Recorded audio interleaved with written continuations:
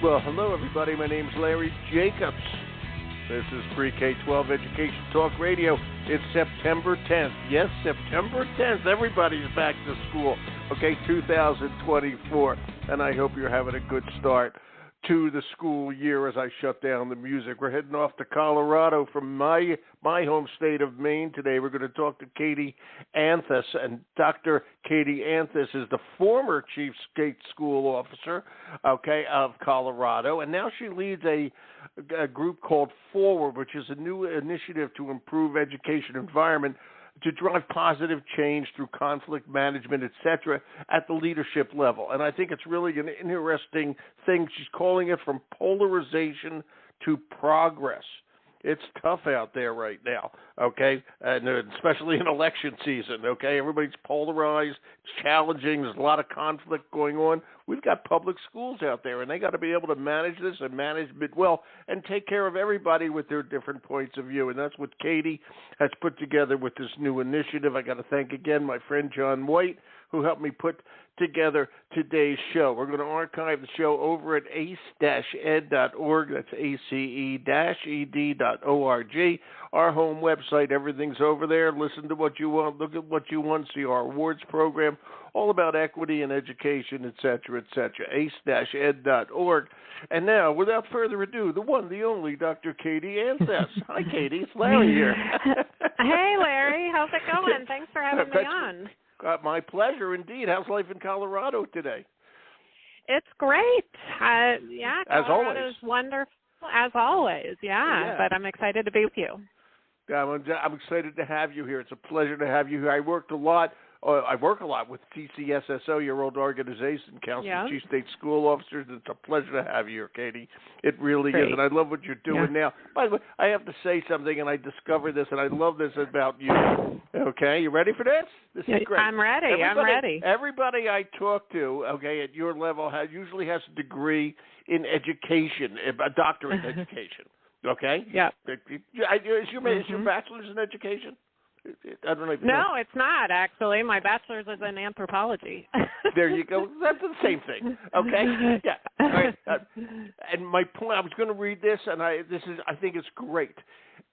Dr. Anthes has a PhD in public policy and a master's degree in public affairs from the University of Colorado in Denver.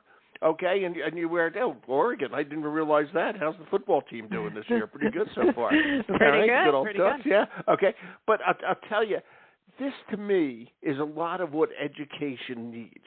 We need people with different degrees, and you've done this your whole career in education. All right, anthropology to public policy. I didn't mean to have too much of a rhyme there. To public affairs, et cetera.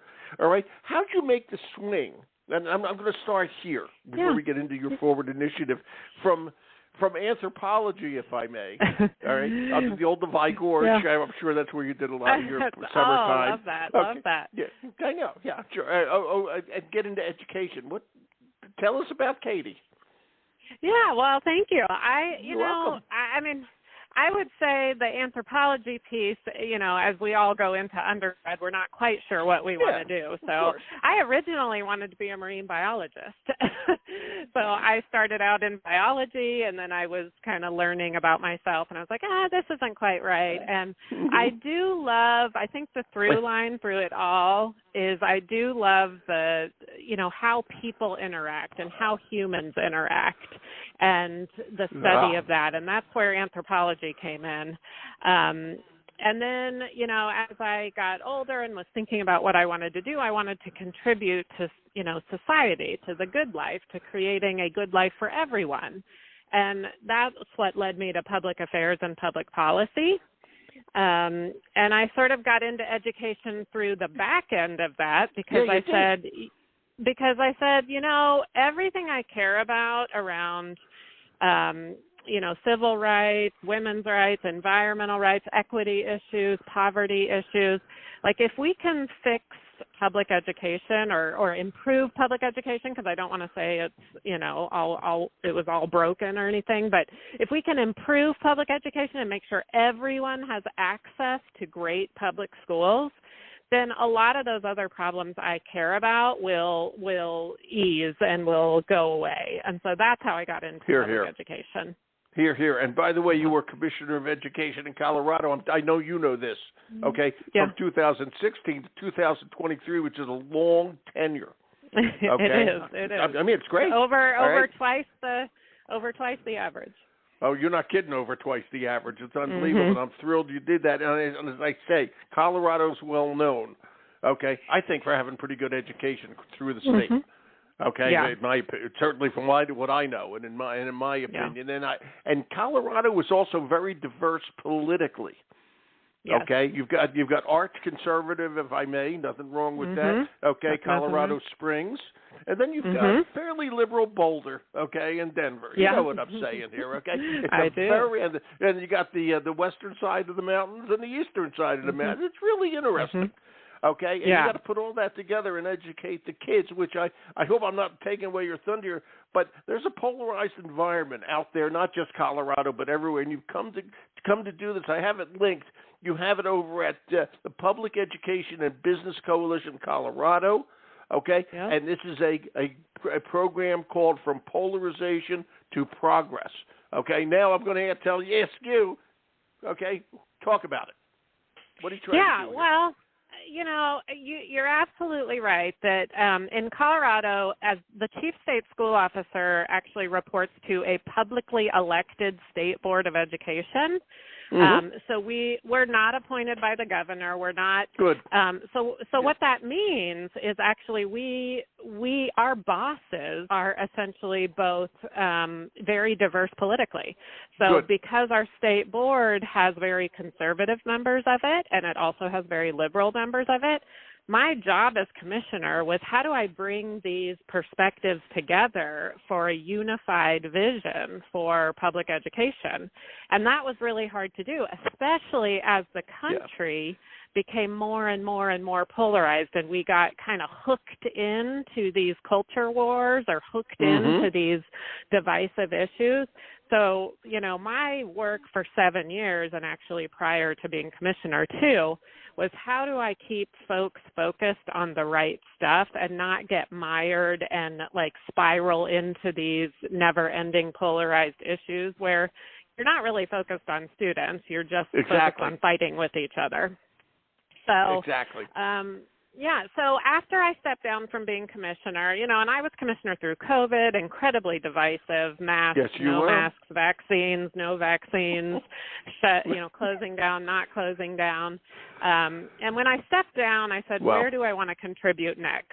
Like it was time for me to step down from being commissioner. My energy was sort of depleted. But I knew you had some rough years to deal with. And so I thought, where could I contribute next? And what I really saw was leaders don't have a space, like education leaders, superintendents, school board members, commissioners of education, like don't have a place where they can talk about, practice, think about how to prevent and manage increasing polarization in their communities. And there are skills that we can use to do this, but we're not really focused on them. We're focused on all the other nuts and bolts of education, which there are many. But I started saying if we don't start focusing and preparing and equipping and practicing with our leaders about how to manage this, it's just going to get worse and worse. And we see the turnover of superintendents if they make one wrong move. They say one wrong thing in the public and then it's over. And that's not good for kids because we don't have consistency. I always tell this story, and I did it a lot when I worked for CCSSO. Okay, when I was a kid, I went through Philadelphia public schools. All right, and every single one of my, now this is a long time ago. This is approximately 600 years ago. Okay, and every one of my report cards was signed by the same public school leader. His name was Dr. Alan Wetter. He was the superintendent of schools, I guess, before I started in kindergarten. I was only there 12 years, okay? I didn't, it was like a 20-year experience, okay? And 12 years, and every one of my report cards was signed by Dr. Wetter. What's the chance of that happening now? Yeah. Okay? Yeah. Fairly slim to none. Yeah, exactly. Yeah. So there's a lot of pressure on people. So how do you envision your new initiative again forward, moving from polarization to progress? When you say educational leader, who's that leader you're talking about? Maybe that's a good way to ask it. Who's that leader? Well, I think my first audience really has been superintendents, because that's who I worked with as commissioner. Sure. And I talked with them and I said, what are your biggest struggles? And they often said that politics and managing politics is my biggest struggle. Like I can't focus on the instructional. I can't focus on the instructional excellence of my school districts because I'm constantly managing polarization. And so superintendents are one. Wow. I do want to move into like school boards, because school boards are like, if we can help school board members stay out of that, that swamp of polarization and help them stay focused on, the governance that is needed for school districts and the support for superintendents, I think that will go a long way. It will. So, I wanted to focus on superintendents, and what I've been doing so far is just having workshops and speaking engagements, and I've sort of developed my own framework with nothing new. Like there's, I always say in my workshops, nothing's going to surprise you. But what it does do, I think, is we've created this world of polarization where we tend to run away from people we disagree with. We tend to, just put the blinders on and say, ugh, I don't want to deal with that right now, or I can't change that person, or I can't even deal with that person. So we just go away from it. That actually makes it worse. And so, I'm trying to rebuild the skills that have atrophied a little bit about how do we disagree well. Because conflict, and all the research says this, conflict, when managed well, and when you stay in the good conflict side of things, meaning it's productive, it's problem solving, it's diverse perspectives come to the table, that helps us. That makes our organizations better. But when conflict moves into the destructive space, which is like demonizing other people, such intense polarization that you can't even have a conversation. Right. That's when it becomes destructive and we make no progress.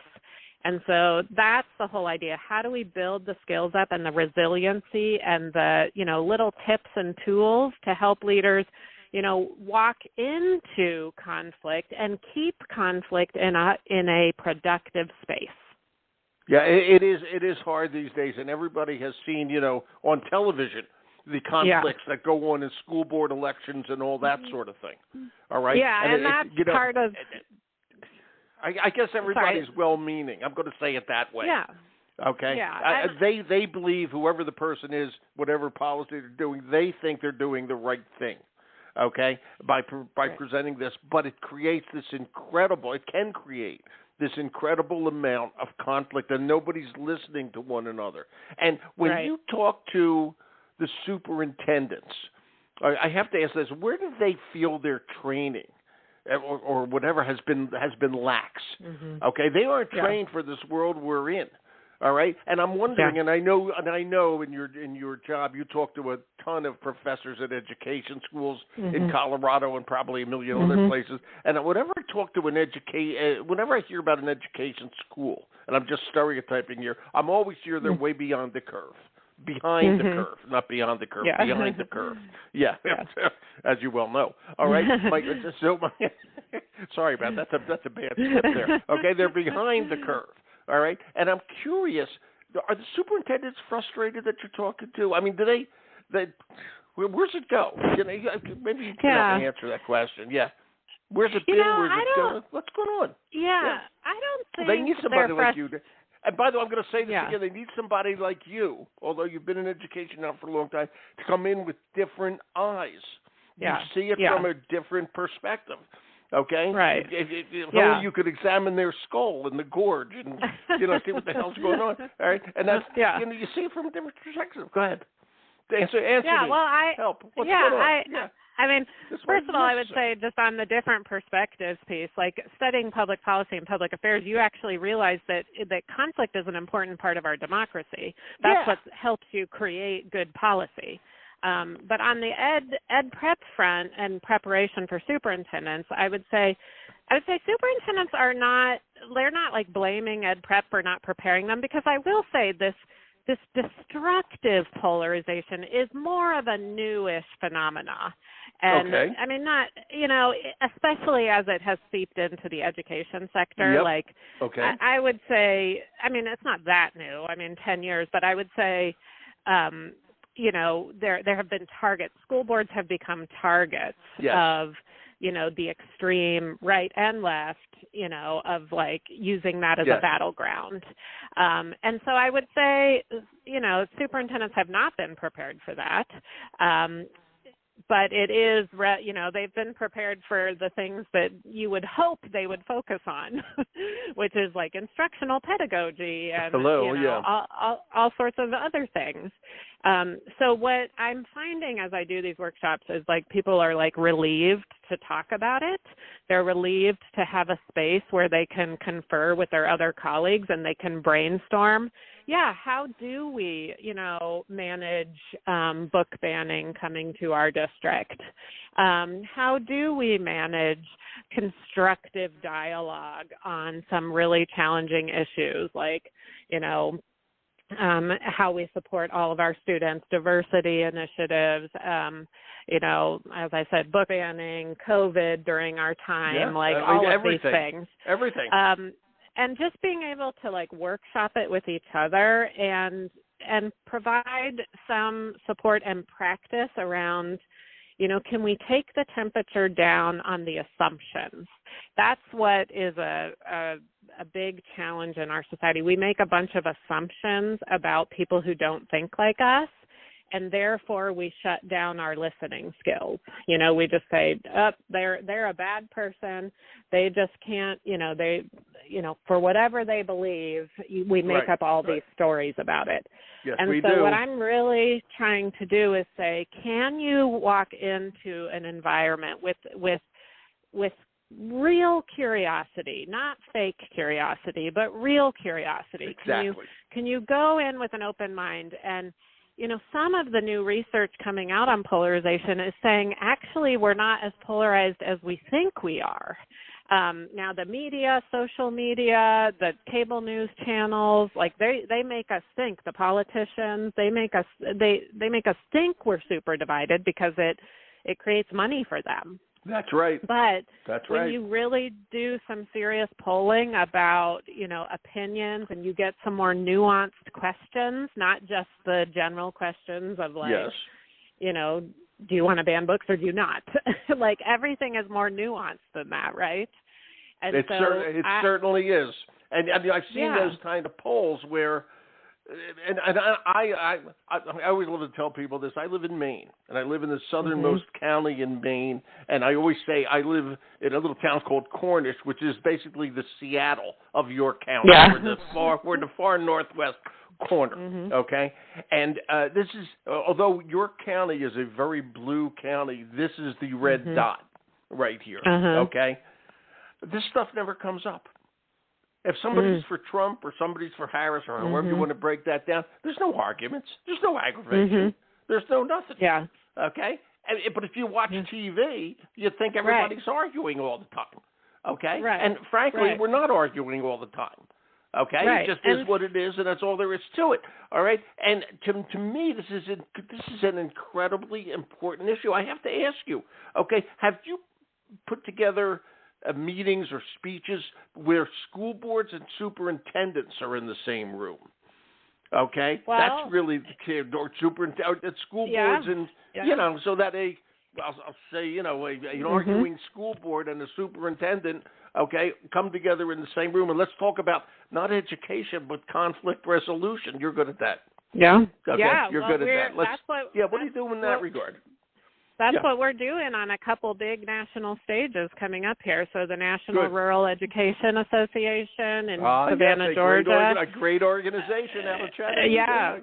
We're going to be having a panel where I'll moderate it, and it'll be, past chief state school officers, current sitting school boards, current superintendents, and we're going to talk about it. We're going to talk about how do we have productive conflict, and when things come up that may play on your values or your beliefs, like how do you pause, take a deep breath, and actually ask a question and be curious about the other person's perspective before you make a bunch of assumptions.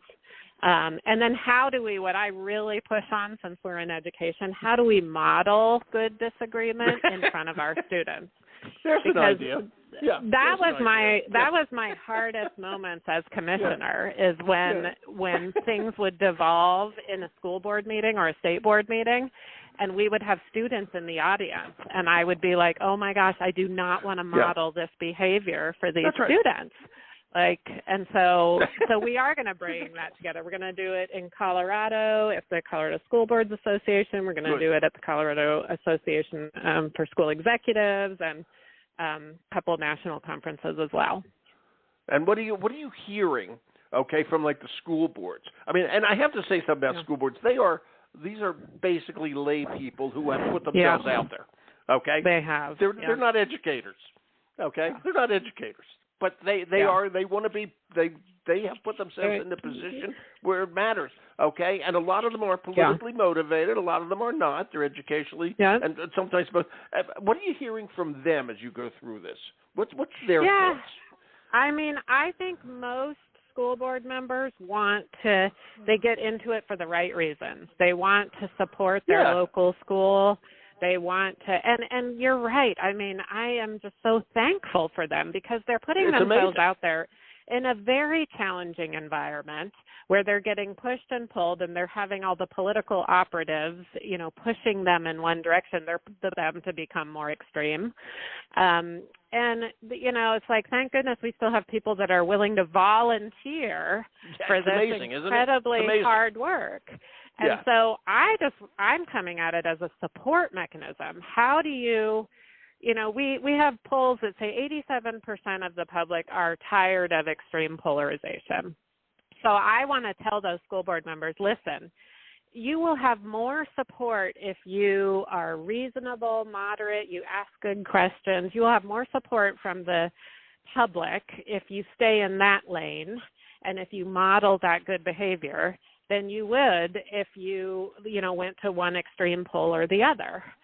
Because people feel, it's like some people call it the exhausted majority. People feel like just, your views are not being represented by these like really extreme ends. And that, not only that, but like, you can't have a conversation about it. So you can't learn anything. So for me, that's what I want to do with school boards. Now, I admit I'm at the beginning of this initiative, so we haven't really gotten as deep in with school boards. I am doing a couple workshops in Colorado here with our school board association. But I do want to say, how can you all, as models of democracy, model this for students and for other politicians? Because, school boards are often the pipeline for politicians at the state house and eventually up to the federal level. So, for instance, a United States senator from Colorado. Would that be going somebody? Yes, I would think so. Michael Bennett. He was the superintendent, not a school board member. I know. But I exaggerated that a little bit, but I got your point. So I think school boards are in a really important place. And they are. I know that people don't want to be this divided. They don't, and so if we can help bolster and support each other and say you have support of people who, if one of my old colleagues, my friend Matt Bloomstead, who was the commissioner in Nebraska while I was commissioner in Nebraska or commissioner in Colorado, I came up to him one time. We were at a CCSSO conference. I said, Matt, how are you doing? And he goes, Katy, I am so good. And I said, really? Why are you so good? Like, that's not the normal response. And he goes, Katy, because my job gets easier and easier. And I said, really? What are you doing differently than me? And he said, because my job is to be the most reasonable person in the room. And my job just gets easier and easier. Yeah. So, I mean, it's just a little story to say, like, if you're the reasonable person who's that's a good story. Exactly, or who's like asking good questions, being curious, taking the higher road, not delving into the mud, like you are the person that's going to come out on top, and people are going to see that and they're going to support you. And that is one of the reasons I lasted for 7 years, is like modeled that listening, that curiosity, especially with people you disagree with. It's easy to do that with people you agree with, but what I tell superintendents is you got to get out of your bubble, and whoever is not your normal bubble, you need to seek them out. You need to go have coffee with them. You need to learn about them. You need to learn about their values. That's great. And learn about their perspectives. And then when something really challenging does come up, you're going to have a better foundation to have an appropriate, modeled, good disagreement. And, there's an interesting thing, and that's all great stuff, and I love that story, Katy. Okay? I did. I really did. You heard me snort. I loved it. Yeah. Right? Yeah. I rarely snort on the radio, but sometimes I do. Yeah, it's always good if you get a snort. It's always good if you get a snort. Or as I was saying in college, if you can get them through the nose. Okay? They're eating, they're drinking, and you can get them through the nose. Okay? This is your forward initiative, people will see when it's linked, is part of the Public Education and Business Coalition in Colorado. Okay?